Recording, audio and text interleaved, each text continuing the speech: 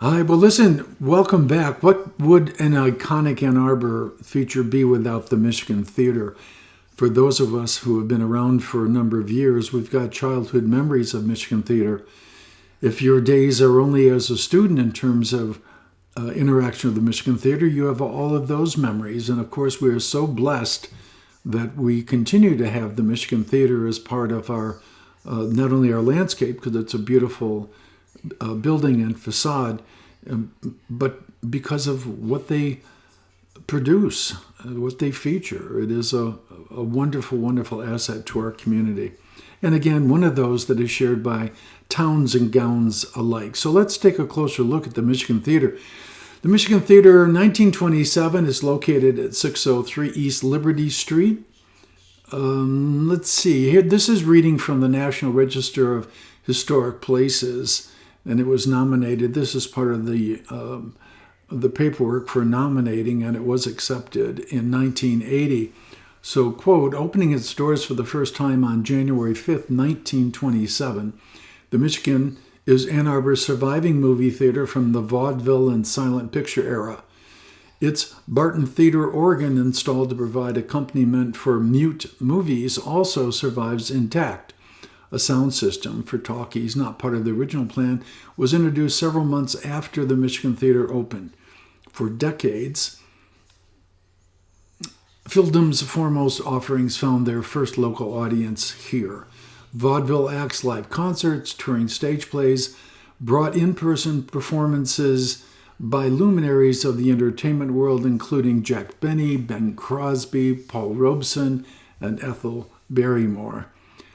So this is quite the place. Other than location, Michigan Theater on Liberty stayed on State, the campus on South University. The theaters were not that different. The campus theater was smaller and showed more movies with subtitles. However, the rest of it was the same. Popcorn smell, sticky floor, gum under the seats. So this is just an iconic spot without question, and it continues to provide entertainment for all of us in the area. And we actually owe a huge thanks to Russ Collins and his folks who worked tirelessly back in 1979. They were able to preserve the magnificent building, restore it to its former glory.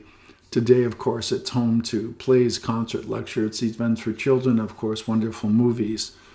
Now, again, as I said, I've got memories going way back to when I was a kid, to smoking in the balcony. Yeah, I guess that probably is a memory. Anyhow, I asked a lot of people for their memories of the Michigan Theater, and I was flooded with responses, which means it struck a wonderful, harmonious, nostalgic chord. And while nostalgia can be, if you spend too much time with it, not that healthy, when you use it as a quick oasis from today's crazy world, it is wonderful to be able to step back and either remember or even create memories that perhaps are simple creations, but that's okay as well. So these are memories, remarks. One person simply said Bette Midler. Another one seeing Anthony Bourdain.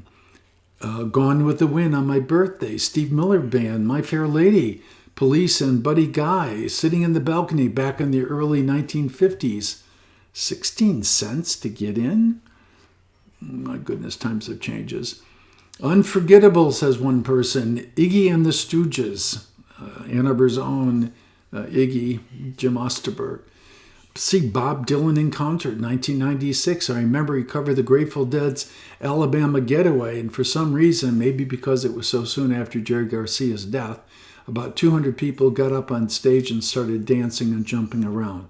Some person said, my dad told me about Danny Kaye appearance following a show of the Inspector General. He got all of the kids in the theater divided into groups and participate in the Zoom stock.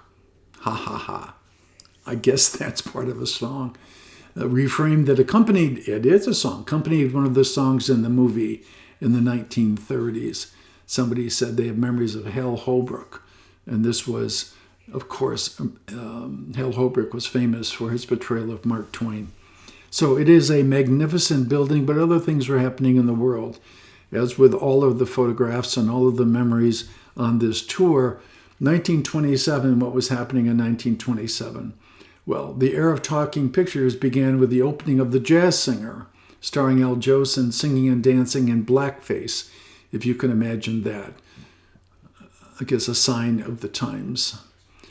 The movie features both silent and sound synchronized scenes.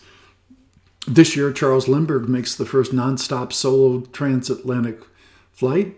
Farnsworth transmitted the first electronic TV image. Can you imagine that? 1927. In my household, I was born in 1948. We didn't have a television until 1957. And at that time, there were two channels, CBS and NBC. Hard to imagine that in today's world, but that's the way we grew up. I could talk about the value of kids being able to go outside and play rather than sit and watch television, but that's probably for another time. This was also a spectacular year for baseball fans because Babe Ruth hit 60 home runs.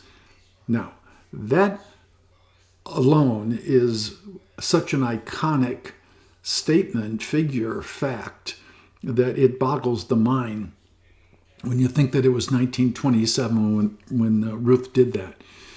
All right, so our tour continues, but I hope you're going to pause for a second and think about your own memories of the Michigan Theater.